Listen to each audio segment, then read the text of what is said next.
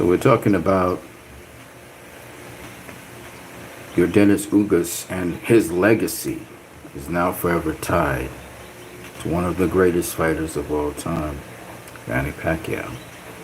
And that just it's so ironic that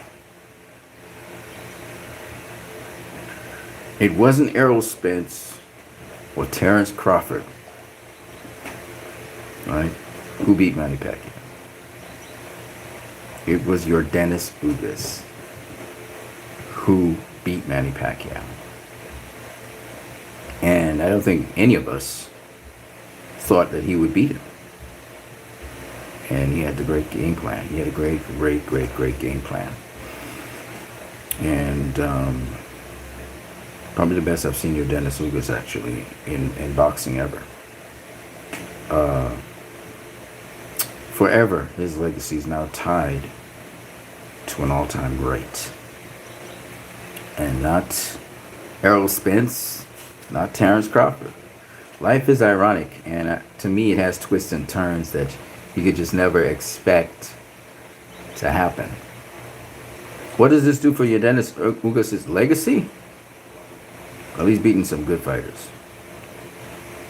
And but what this does for his legacy, it's tremendous. And if he gets a rematch with Manny Pacquiao, which seems as though Pacquiao still is interested in that rematch,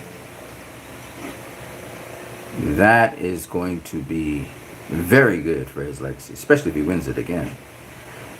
Manny Pacquiao said that he was going to, this month, make a statement, and if he was running for the presidency, and it looks like he's doing that. So I don't know any boxer in the history of boxing. I know there are a number of boxers who went into politics afterwards. Eric Morales is one of them. But, you know, what's amazing to me this time is probably the first time in the history of boxing, we're going to have a boxer running for the presidency of a country. I don't know if that's ever happened before. But that's amazing. So Manny Pacquiao, like I said before, is a tremendous fighter. We'll be talking about him most of the day. And apparently in boxing news and in boxing in general, a lot of people have been talking about him. I think that, you know, taking all the fanboyism out, you know, Manny Pacquiao, you know, there's an argument for Manny Pacquiao being, you know, a greater fighter than Floyd Mayweather. Right? Now, in reality, that's not so. It's just not so. It's just not that way. I mean, just the way how the world works, it doesn't work like that. But you can make an argument. You can make a case for him. There is evidence of that. One of the things that Max Kellerman said, which I don't agree with everything Max Kellerman says, and particularly this particular point I don't agree with, but there is a variation of the point that can be pushed. Let me see if I can help you guys. So Max Kellerman says that Floyd Mayweather is naturally a bigger fighter than Manny Pacquiao. I don't agree with that in the sense that weight-wise, I think they both are about the same size. Where I do agree with Max Kellerman is that Mayweather is significantly longer and taller than Manny Pacquiao. And that has been so since the beginning. Floyd has grown a little bit, but for the most part, Floyd Mayweather, when he came in as a super featherweight, longer, taller. I don't think Floyd and Pacquiao are physically bigger than each other. I think they would be in the same weight class, along with Juan Manuel Marquez. I think that all those three are the same size. They are small, very small welterweights. In fact, and it's just mind-boggling talking about this because this is kind of like the Henry Armstrong syndrome. Mayweather would be at 140. Pacquiao would be at 140. Marquez would be at 140. Okay? Those guys, Pacquiao knocked out Hatton at 140. Marquez won his fourth world title at 140. And Mayweather stopped Arturo Gatti at 140, right? That's their best weight. Okay, they're all 140 pounders. Some people say Pacquiao could have been at 135, Marquez at 135. Yeah, because Marquez did well at lightweight. So maybe. But Floyd was a 140 pounder. So to say that Floyd is that much bigger than Pacquiao is not really true. In fact, I don't think Pacquiao can make 140 right now, right? Because that's why he's using catch weights. And Pacquiao's actually heavier than Floyd, naturally, I think. But the point, anyway, is this. I think that Pacquiao is definitely, dimension-wise, he's significantly shorter and shorter than Floyd. Shorter in terms of height and shorter in terms of length. Okay? And that's just remarkable. I mean, if you think about it, Manny Pacquiao came from a division, which is flyweight, where everybody was around, 5'4", 5'3", 5'5", right? And he moved up divisions. And as you move up divisions, guys get longer, they get taller, And Floyd always had the dimensions to be able to move up divisions. But Pacquiao, he's a short dude. He's a short dude. He got short arms, he's short, and yet he was able to beat much taller, longer fighters. Eric Morales, Marco Antonio Barrera. It's only when he met a guy that had similar dimensions to him, in Juan Manuel Marquez, that he suddenly had this great rivalry that lasted almost a decade, right? And so it's really amazing because Timothy Bradley also has similar dimensions to Manny Pacquiao. Timothy Bradley's a short guy, and again, Timothy Bradley overcame those conventional, traditional thinking odds of a guy who has shorter reach and shorter height being able to accomplish so much. And Bradley was an inside fighter, but Pacquiao is not really an inside fighter. He's a mid-range fighter, and he uses his footwork to navigate around you, and slips the jab, and he loves to counter jabs. He loves the jab for that reason. But which is just amazing is, and this is the point that Max Kellerman should have made, but he didn't make. Because this point, there's nothing you can do about it, right? But nonetheless, because Max Kellerman made a point that wasn't valid. He was saying, if Mayweather was to face Pacquiao, say at super featherweight or lightweight, Pacquiao would beat him. If they were to meet at a similar weight, which Pacquiao was at, really peaked at. I don't believe that. All right, not for 1 second, because Floyd's dimensions would stay more or less the same. Pacquiao's dimensions would stay more or less the same. So I don't think Pacquiao could ever beat Floyd Mayweather ever, because just the way Floyd's dimensions are and Pacquiao's dimensions are, Floyd would use his advantages of his dimensions. Pacquiao would use the advantages of his dimensions, and ultimately, in the end, Floyd would still beat Pacquiao. But this is the more important part about it. Most boxers do not know how to use their dimensions to beat a Manny Pacquiao. Now, let me just tell you how difficult it is to beat a Manny Pacquiao. And Dennis Ugas pulled it off, but mind you, there's a number of different things that Dennis Ugas was doing in there, and because he's a Cuban boxer and all of that, and he listened to his corner and all of that, he was able to get the perfect game plan to beat Pacquiao. But not any Joe, Dick, and Harry can do this, okay? All right, so first of all, you can't just use the lead hand to beat Pacquiao. You can't just use your jab to beat Pacquiao. If you think you're just jabbing Pacquiao, you're going to beat him, you're going to lose. And lose badly. Miguel Cotto, great jabber. Oscar De La Hoya, great jabber. Didn't stop Pacquiao from beating him up. Right? Okay, let's go to somebody who's healthy. That was a good jab. Jesse Vargas. Jesse Vargas is a great jabber. He likes to mix it up as well, but he's great. Pacquiao dropped him. Right? So, I'm just saying, Keith Thurman has a decent jab, has good power, is longer than Pacquiao, taller than Pacquiao. Pacquiao dropped him. Right? So it's not just, I've seen Pacquiao get knocked out by Marquez. I've seen Floyd Mayweather beat Pacquiao. That means I can beat Pacquiao. No, you have to be systematic about it. You're not just going to go in there and think you can beat Pacquiao just like that.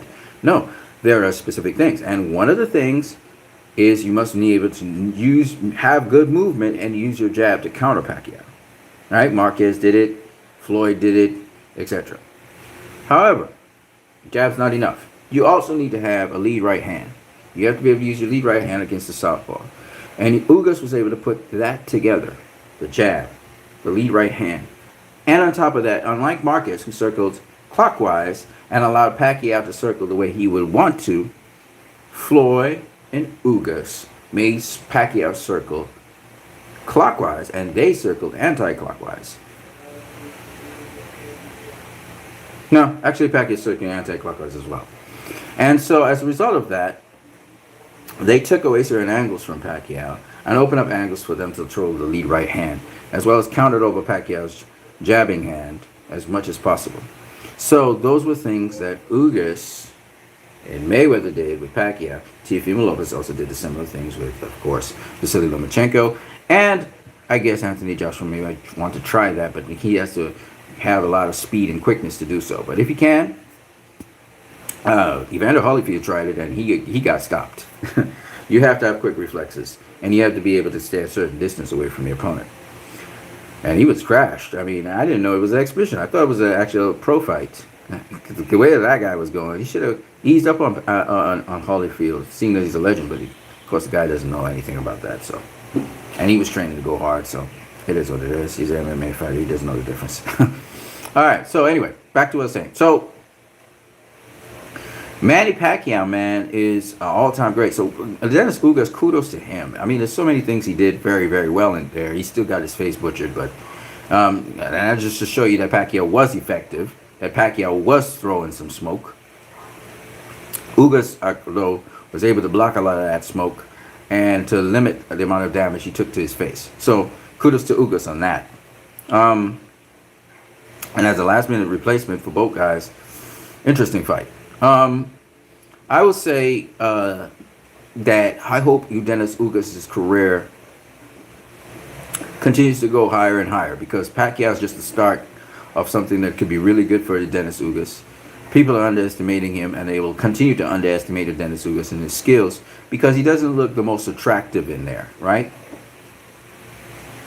But, you know, he gets the job done, and he has gotten the job done time and time again. He has lost decisions to some fighters where he may have gotten the benefit of the doubt. Sean Porter's one of the more recent ones. I thought Porter beat him, but nonetheless, he did put on a convincing fight, right? Will he be rematching Pacquiao? He rematches Pacquiao. He's definitely going to the Boxing Hall of Fame if he beats him again. Just off of those 2 wins, he's going to the Boxing Hall of Fame. But hopefully, Dennis Ugas moves from strength to strength. I think he started off at 140, and he's moved up to welterweight. He's won a title there. Maybe he'll move up to super welterweight one day and maybe win a title there as well. So we'll look to see what happens with Dennis Ugas. Definitely he's going to be somebody trying to fight to get to become undisputed. He'll be an interesting task for Errol Spence, because Dennis Ugas is a big, strong guy.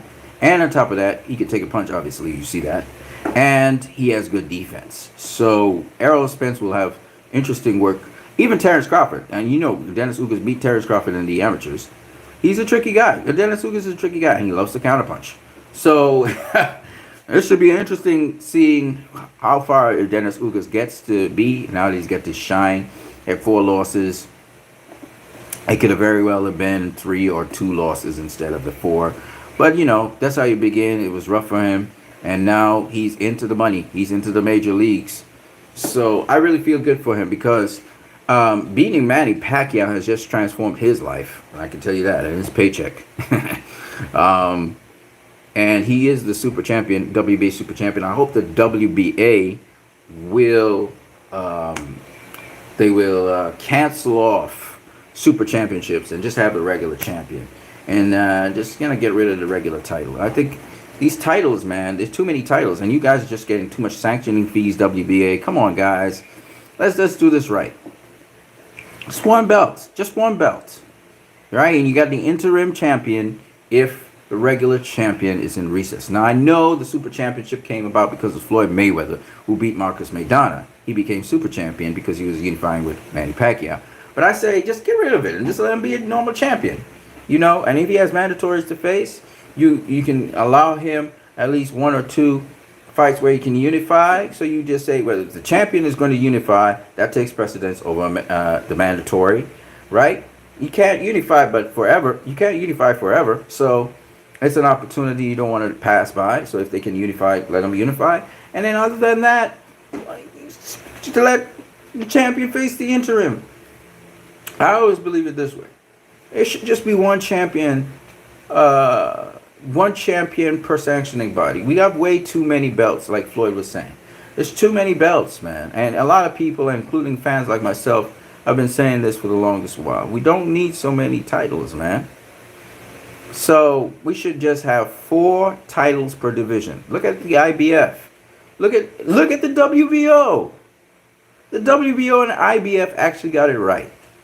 The WBA and WBC had it right, and then all of a sudden they decided to be stupid, and they started going with franchise championship. And WBC does a lot of good things, like I said before. I'm just critical of certain things that are just moronic, and this is one of them. The franchise belt. Get rid of that stupid thing, and let's just have the WBC title. You know? And what happens to Vasily Lomachenko? What happens to Canelo Alvarez? I just don't do with the franchise championship. Just get rid of that stupid thing. You know, it's just it's annoyance. And now we have this new weight class that the WBC has pushed in. Why? Don't do that. I understand there are heavyweights which are really big.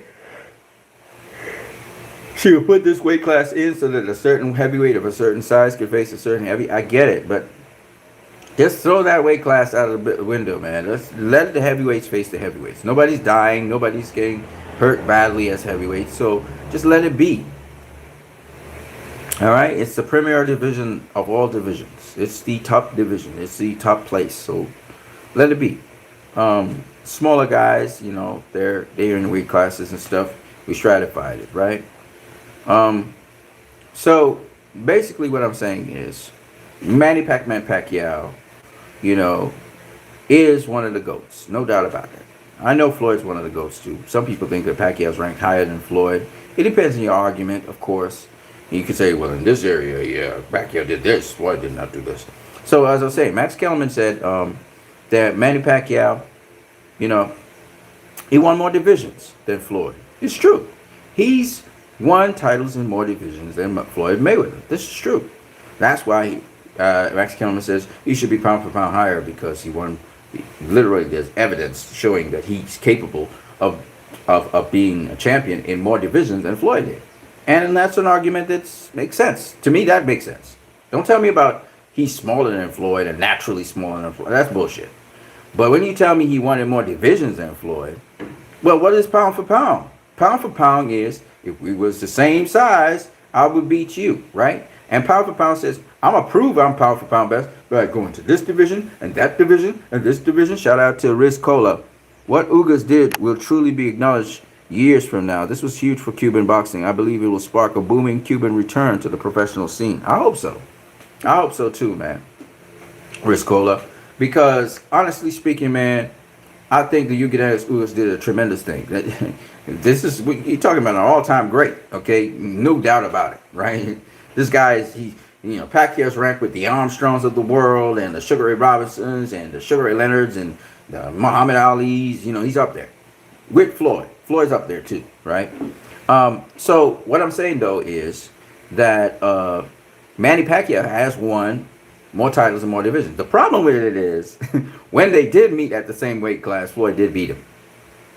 So that's that kind of messes up everything. It's like pound for pound, Pacquiao, is greater than Floyd because he wanted more divisions. But then when they did meet in the same division, when they were the same size, Floyd beat Pacquiao. So that kind of nullifies that.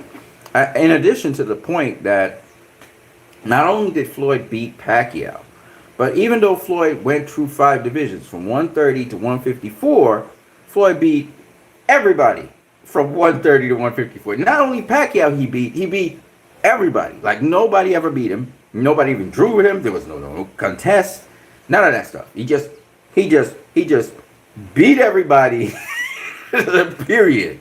So like Floyd made such a statement that is ridiculous, right? These are called ridiculous statements. Floyd's like, I beat everybody. Everybody. No. Hold on. I beat everybody. No, you don't understand. I beat everybody. Right? So that's why I say, if you want to say, I am the greatest, he could say that because he beat everybody. What do you want? You know what I mean? Nobody's ever beaten him, right? And we talking heavyweight guys he beat, right? It's not guys that were faded or guys who, no, these were guys at the pinnacle of their careers, right? You talk about Rocky Marciano and you say, well, Ezra Charles wasn't champion anymore. Okay, whatever. Joe Louis wasn't himself, he wasn't champion anymore. You could say that. He was an ex-champ, and Ezra Charles was an ex-champ. Okay, yeah. Archie Moore was a light heavyweight world champion when he faced Rocky Marciano. And Jersey Joe Walcott was the champion. So whether you want to say that Archie Moore was too small because he was really a light heavyweight, you could say that. Because he never won the heavyweight title, right? But he was a champion when he faced Rocky Marciano. He was the lightweight champion. Just like Bob Foster was the light heavyweight champion when he faced Muhammad Ali. Now, if y'all giving Muhammad Ali credit for beating Bob Foster, then you gotta give Rocky Marciano credit for beating Archie Moore. Can't say he's too small. Oh, he was too small. Bob Foster was too small. He was beating up my. He was too small. No, he chose to go in there and be great. Okay, so you can't say that. So similarly with Floyd Mayweather, he beat everybody. And like I said before, he didn't beat past their best fighters. He didn't beat, for example, Joe Louis when Joe Louis was no longer champion. He didn't beat Ezra Charles when Ezra Charles was an ex-champion, right? Trying to go for the championship again as a contender, right? And mind you, Rocky Marciano had some life and death battles with those guys. Floyd had very few life and death battles with anybody, right? My point being, this dude beat Pacquiao, Cotto, Oscar, Shane, Marquez, Corrales, Castillo, Hernandez, Judah. You see how many people I'm calling here, right? Hatton. Okay, that's 10 people already. He beat all them guys. Canelo, the guy who's running things right now. Canelo, right? And, you have to look at that and say to yourself, well, man, I'm telling you, man, all those guys I just mentioned are Hall of Famers. They're sure going into boxing Hall of Fame. And some of them are all-time greats. You have 6 all-time greats. He had Canelo, Oscar De La Hoya, Shane Mosley, Juan Manuel Marquez, Miguel Cotto, and Manny Pacquiao, right? All of those guys I just mentioned, those are all-time greats. The other guys, not so much all-time greats, but they're definitely going into boxing Hall of Fame, all right? And there are 12 of them. All right. Arturo Gatti's one of them that's already in the boxing Hall of Fame, and then you got Gatti, Marquez, Mosley, Oscar. I think he has 4, right now in the boxing Hall of Fame, but there's going to be more. Pacquiao. Oh, man. Pacquiao got plenty more people who are going into the boxing Hall of Fame than the 5 people that he got. Right now it's Eric Morales, Oscar De La Hoya, Marco Antonio Barrera, Juan Manuel Marquez, and Shane Mosley, right? He got 5. But he got some more. He beat Miguel Cotto, who's going into the boxing Hall of Fame. He beat Timothy Bradley, he's going into the boxing Hall of Fame. He beat, what else did he beat? He beat, boxing Hall of Fame. I'm gonna tell you, just hold on. I'm gonna tell you. Who else is going into the boxing Hall of Fame? Pacquiao. That I left out. Somebody I missed out. Ricky Hatton. Ricky Hatton is going into the boxing Hall of Fame. And it's 9 of them. I can't remember the other guy. But it's 9 of them. And possibly Keith Thurman. So it might be 10. So, Pacquiao, that's a lot of Hall of Famers. If you guys haven't realized. Andre Ward doesn't even have a single Hall of Famer. Actually, Sergio. He may have 3. Karl Froch. Sergey Kovalev. Definitely going into the boxing Hall of Fame. Sergey Kovalev definitely going into the boxing Hall of Fame because he beat Bernard Hopkins. Sergey Kovalev, Karl Froch, and Mikhail Kessler. So he has three. I think he has three potential guys who's going to go into the Boxing Hall of Fame for sure. You know what I mean? But anyway, my point. Yes. So Hall of Famer material. Shout out to Dennis Ugas. This is my stream, guys. Boy, I got so much more to share with you guys concerning the welterweights. We'll talk more about that. But yeah, accomplishments that Manny Pacquiao had. So yeah, of course he you can argue that he has one more titles and more weight classes, right? Than Floyd. So pound for pound, he's a greater fighter than Floyd. You could argue that. But you'll have to leave out information that Floyd beat him, one. And two, Floyd also won titles in multiple weight classes. But the difference being he beat everybody in those weight classes going up and down. Never lost a fight. Never drew a fight. Never even had a no contest. So it's very hard. It's very hard to go against Floyd even with that. Pound for pound, I think Floyd's greater than Manny Pacquiao. Yeah, but who cares? I mean, it's like I said before, if you like a fighter, you like their style. Pacquiao brought excitement to the boxing world, several different times. Floyd loved Pacquiao too. He loves Pacquiao's fights. Very exciting fighter. Very action-packed. That's what I'll tell you. Maybe not as exciting for some people, but action-packed. And hoping for the best for Pacquiao, man. Rooting for the old guys. I'm rooting for Pacquiao to beat Ugas in a rematch. Don't know how he's going to do it exactly, except for the minor adjustments that he could do in his game plan. Be a little bit more smarter in how he approaches things, so he can have a better win. What you need in the building. If you guys like what my channel, the stuff that I put forward, I really like how this picture is coming out right here. This is good quality picture right here. If you like what my content, don't forget you can subscribe, share, and you can also donate via Western Union MoneyGram. For me, it's Western Union MoneyGram I use right now for this channel. But I'm really looking forward to talking with Tommy Temper a little bit more, see how I can actually get paid online through online means, and then that goes to my bank account or his bank account or whatever.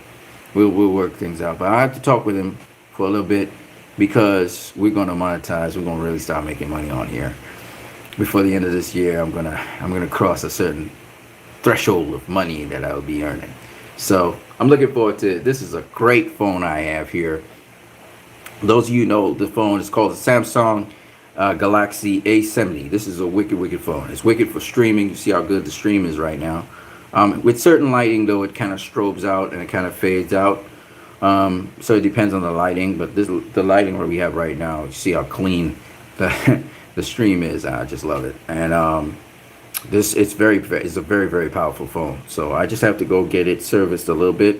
I have to go to the phone center where I got the screen replaced, and just get them to service something that just kind of got unstuck on it. But it's a fantastic phone. I can't tell you how good, and the quality of picture. You see the quality of the picture right now. So, as I said before, we're going to be going through the great welterweight champions. I've been going through them over time, and we will do that. I want you guys to get up to speed and actually have a good knowledge of boxing. The boxing world and stuff. Let's see if I can get you to focus in on that there a little bit. And we're going to do a lot of stuff. But right now, we're just kind of dry running certain things, talking very long, being very verbose, just to see how the software is picking up things and processing things. And so far, we've been doing good. So I'm looking forward to really giving you guys a sort of semi-professional. I want to keep it kind of relaxed. So semi-professional presentation so that you guys enjoy. The next time you see me on video, I probably will have my hair cut and neatened up, and I'll be looking a little bit more presentable. If not this video, probably the next one. All right, man.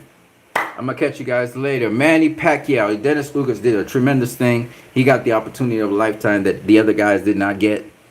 And we're going to see how his career pans out. Everybody wanted Manny Pacquiao, and look who got it. The guy that never expected to get it. So it's great stuff. I'm going to catch you guys later on What You Need. Again, shout out to Manny Pacquiao. Shout out to my uncle Today's his birthday as well. Happy birthday, Uncle Hamill, if you ever see this video. And for the rest of you guys out there, once again, I just wish you guys a blessed day. Stay healthy. Remember, in a COVID environment, it's all about your immune system. So whatever you do to boost your immune system and benefit your immune system, vitamin C, fruits, vegetables, eating on time, drinking a lot of water, all those kinds of things will help and assist you in your immune system being boosted so that you will not hurt yourself. And even if you do get COVID, you won't get it severely because your body will handle it and handle the situation. You may even show no symptoms because your body handles the situation. All right? I'm going to catch you guys later. What you need. Peace.